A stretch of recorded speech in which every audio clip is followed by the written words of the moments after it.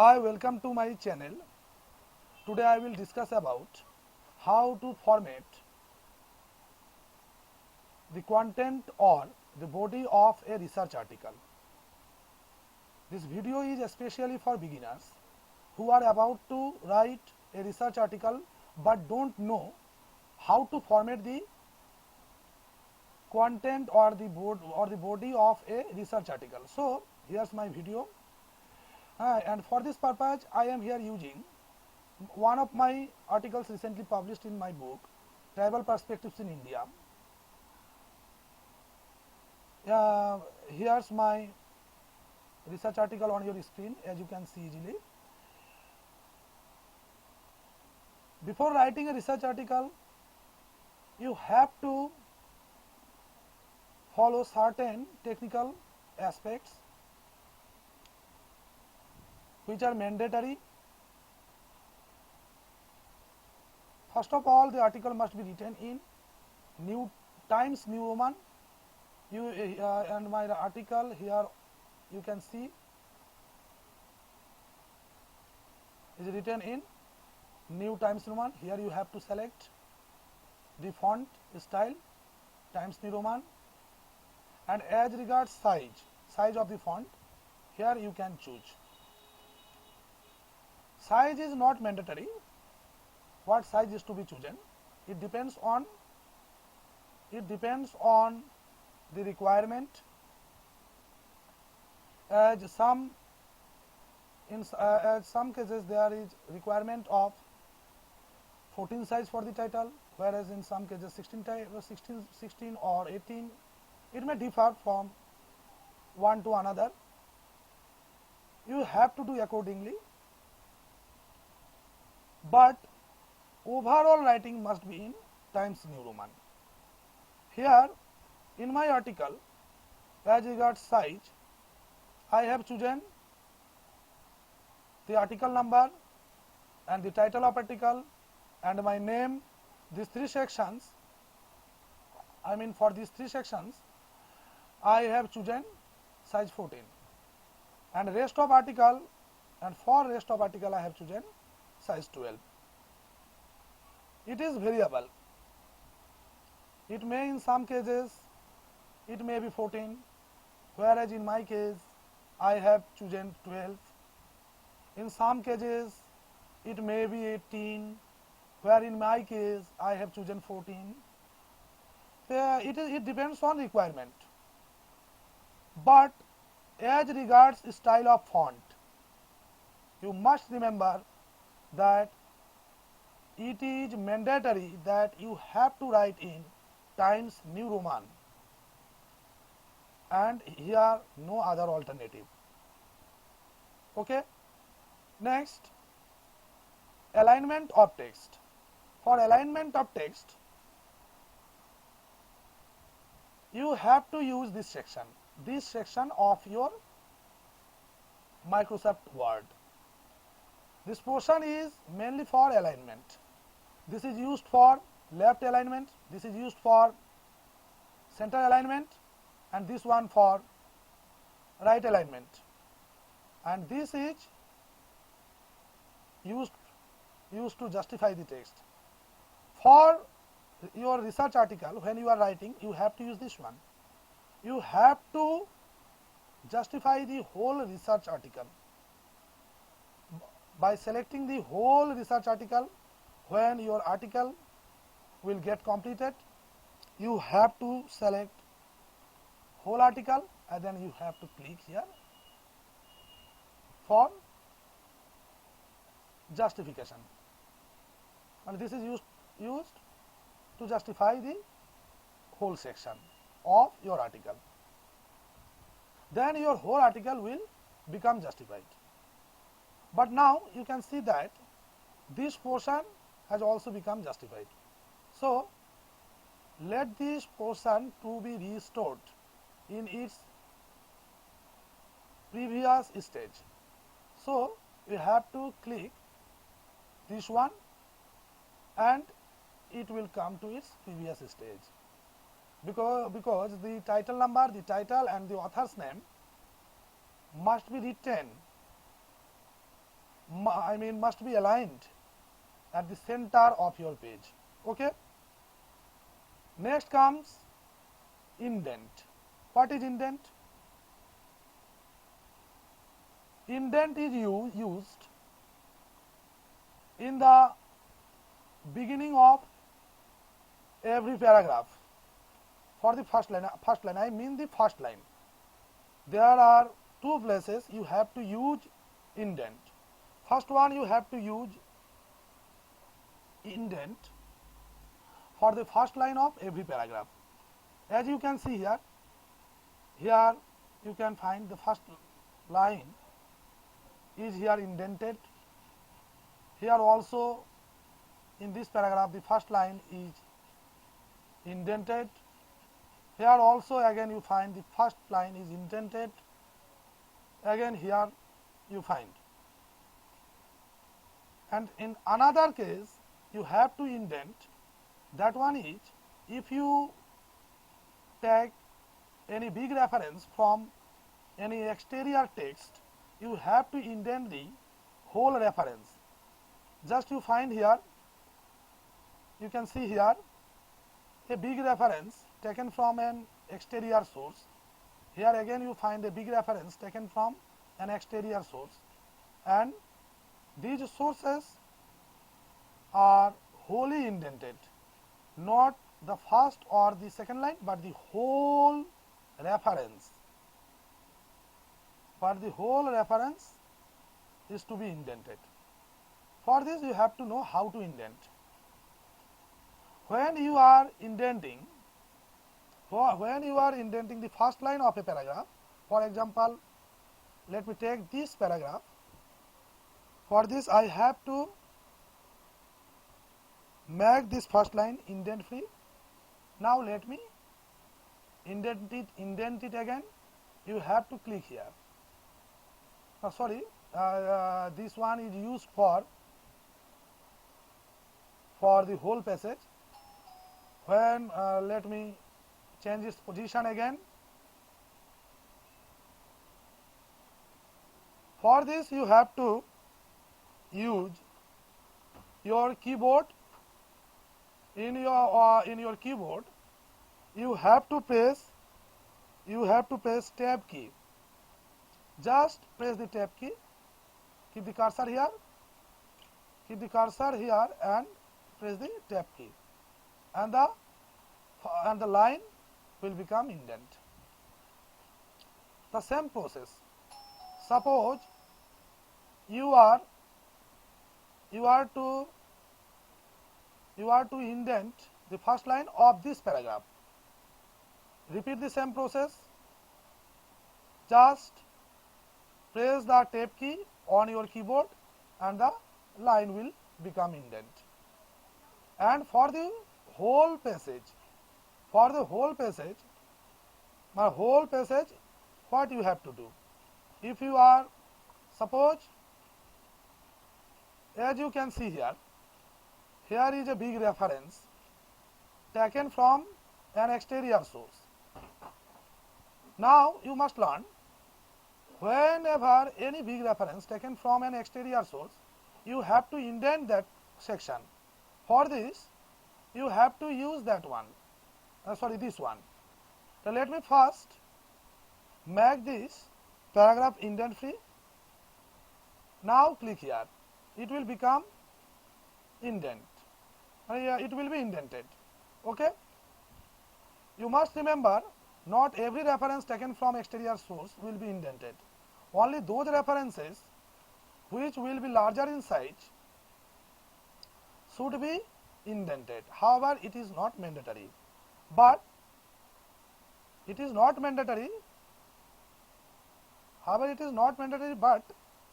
suitable. It is desirable. It is most acceptable. So you should always try to indent any reference which is big in size using this one, and every time whenever you are changing paragraph, the first line of the paragraph should be indented, pressing the tab key on your keyboard. Next, as regards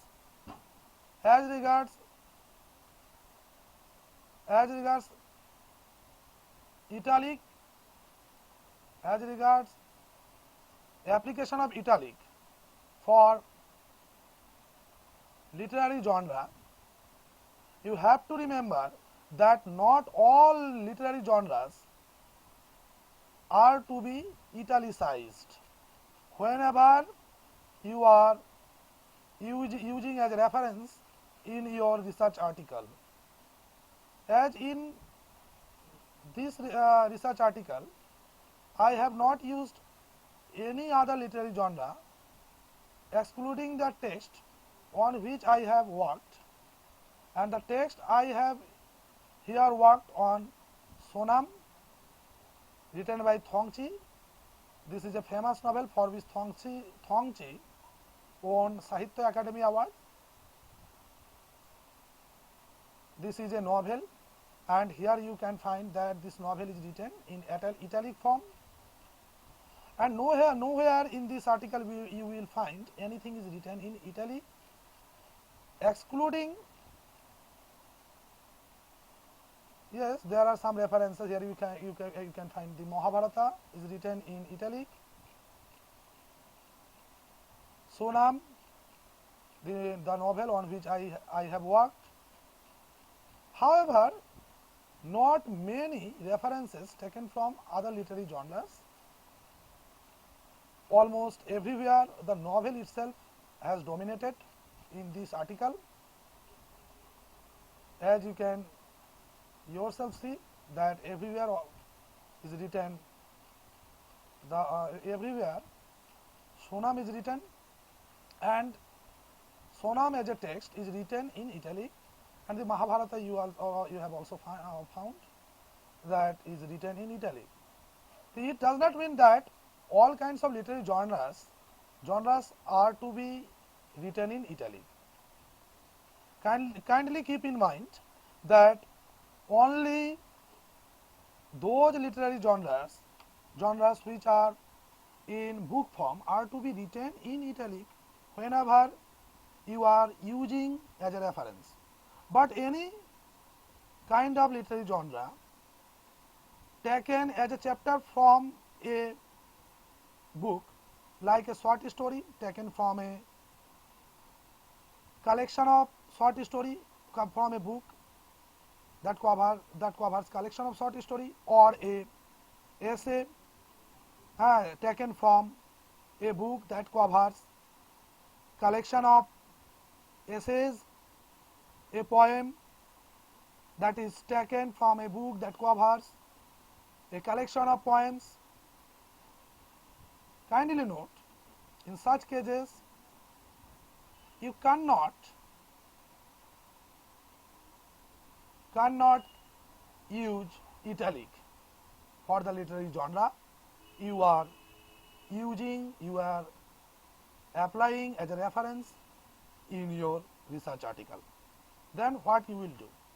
If you are using as a reference a short story or a poem or a short essay or an essay, short essay I mean a single essay, or an article taken from an edited book, or an essay taken from a collection of essays, a book that deals with collection of essays, you must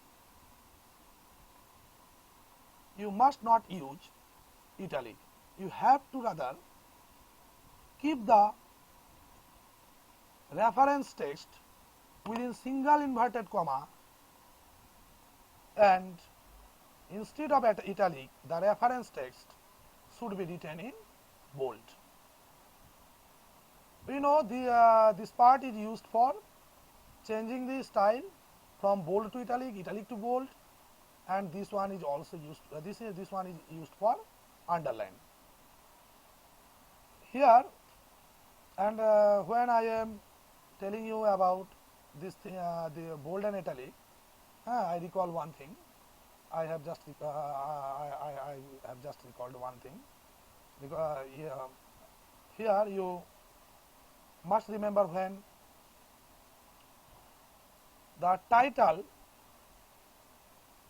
should be written, title should be written in capital, the name of the author should be written in capital, the number of the article should be written in capital, this portion, then after changing into capital, you have to change it,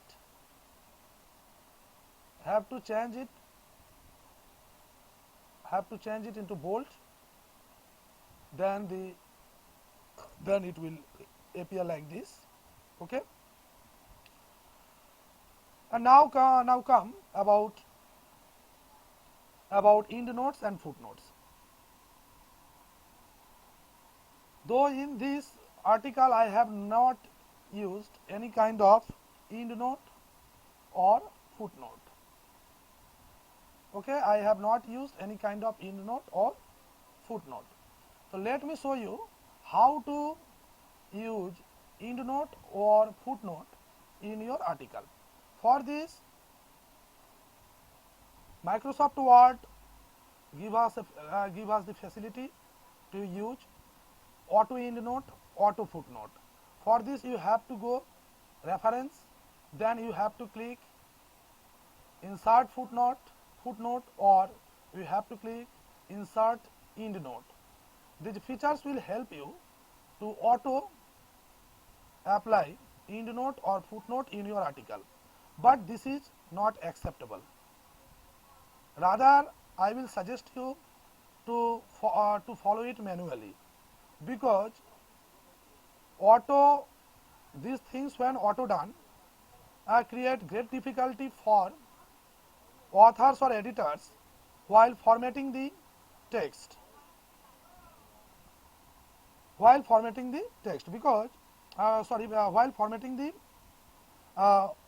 whole articles collected from contributors, an editor of a book or an editor-in-chief of a journal, when gather all the articles and start editing on it, an editor suffer a lot.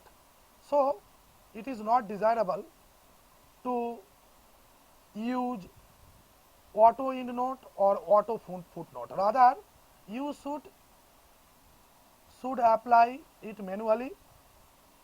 You have to, if you think you have to apply endnote in your article, you have to apply footnote or endnote in your article, you always choose endnote instead of footnote. And how endnotes are done manually, I will show you. Here in the home tab you will find superscript option. Suppose you like to give here the first endnote, so just click on the superscript option and write 1. Again, suppose you wish to give second endnote here, then again repeat the process and write 2 here. Suppose you like to give endnote, third endnote here, again repeat the process, click superscript and write 3 here. And at the end of your article, before works cited, write endnotes and then one by one mention your endnotes here. Write against number 1 endnote which you wish to write against second end note which you write to here, which you wish to write here, write again against third end note here which you wish to write here. Okay. Now let me come about spacing of line. Spacing of line is not mandatory in a research article. Still, in some cases,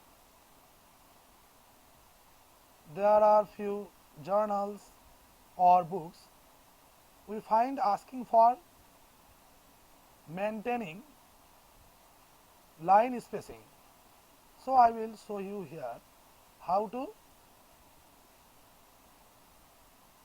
give space. Okay. For this,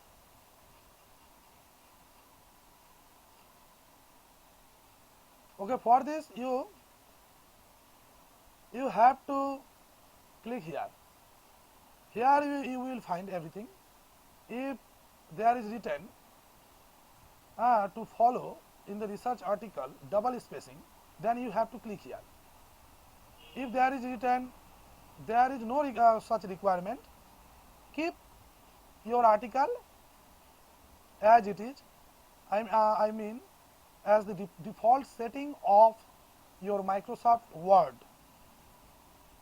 As your default setting of your Microsoft Word is, just keep as per the default setting. Do not change the line spacing. But if it is required, that you have to follow some required line spacing, then you have to again select the whole. You have to again select your whole article, then click here and click here. It is already done. It is already done in double spacing. Suppose it is looking as it is being displayed now, and you are going to use double spacing, then click here and click here. Then your paper will become double your lines, all lines of your paper will follow double spacing. Okay. Now I think every important technical aspect I have already discussed here, which you have to follow while preparing your article for the body or content of your article. So far as literary article related with literature and literary theory, with a researcher hardly think that any kind of table of rows or columns we need. Any kind of image, hardly we think we need. Still, in some cases, if we feel that we have to apply column or rows in our article, or we have to use some images in our article, then this is not a difficult process. Just let me show you here. Just click here, insert, and here you will find table. Click table, and then select how many rows and columns you will need. You will require for the article you are working on. Click here, and then you may use. Let me delete it. Again for image. You click here again, insert, click on picture, then the picture you wish to insert, select, and you may also resize it according to your, and reshape it your image according to your purpose. Okay. Thus you can insert image, you can insert rows and columns in your article if you think you require. However, I have not felt while writing article on literature or literary theory.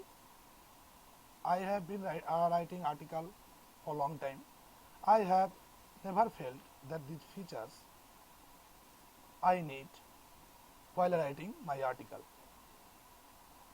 Still, we should learn, if anytime if we feel to insert table of rows and columns, or anytime if we feel any image to be inserted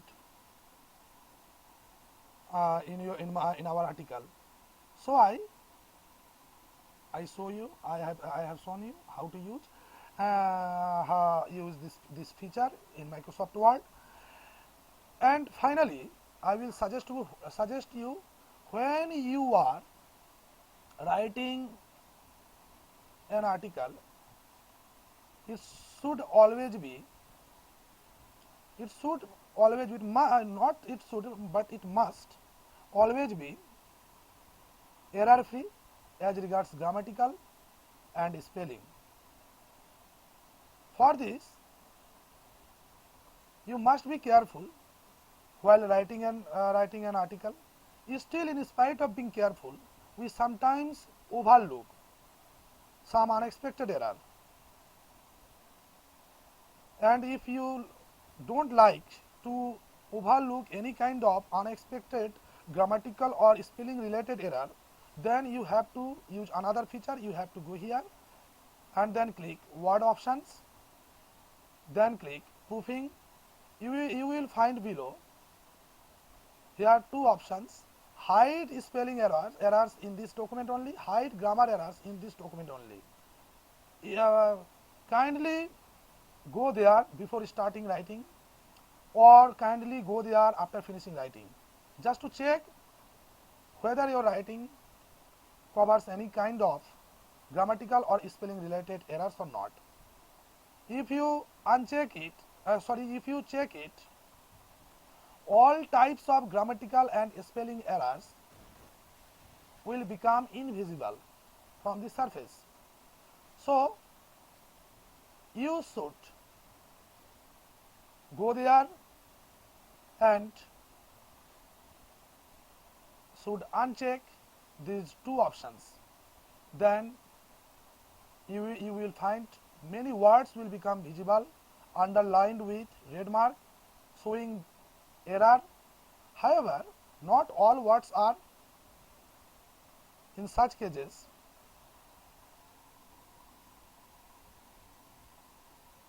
actually error. Then you have to just concentrate on those areas where red line is being shown, red lines are being shown below the word. For example, here Deepagiri is written, and here you can find that a red line mark is written below it and showing that this is incorrect. This is incorrect in English vocabulary, because this is not a word in English vocabulary. Rather, this is a proper noun, name of a person. So we know that this is not wrong. So you have to check and cross check every word when becoming visible with underlined red mark. You have to cross and recheck. Here you can find these names. These names are proper name. These names are proper name, and these are not. These are shown written. These are shown as written wrongly by marking with red mark below them, but we know that these are not written wrongly, either grammatically or or as regards the spelling. So we will check and cross check, and if we find anything wrong, we will correct them. Next, I think I have almost discussed every technical aspect related with formatting of text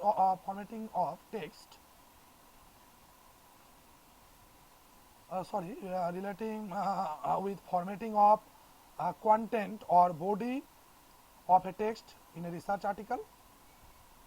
This is the in this video I have tried to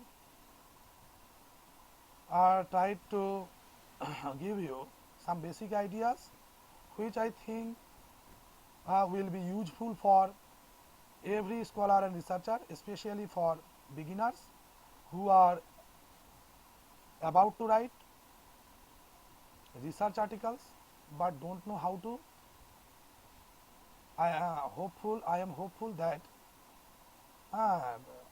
that you have understood my video, as I have tried to my best to discuss everything in detail so far as the formatting of content or body of a research article is concerned. Shortly I will be back to you with another video where I will discuss about in-text citations. In-text citations, how to use in-text citations within the text. We know there are two parts. One is in-text citations and another part is in-text referencing.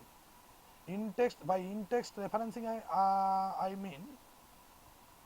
mean the area of work cited which is given below any article, and by in-text referencing we mean in-text citation we mean those citations which are used within the body of a research article in support of in-text referencing given at the end of the article. So I will shortly discuss about in-text citations. Till then, stay safe. Thank you.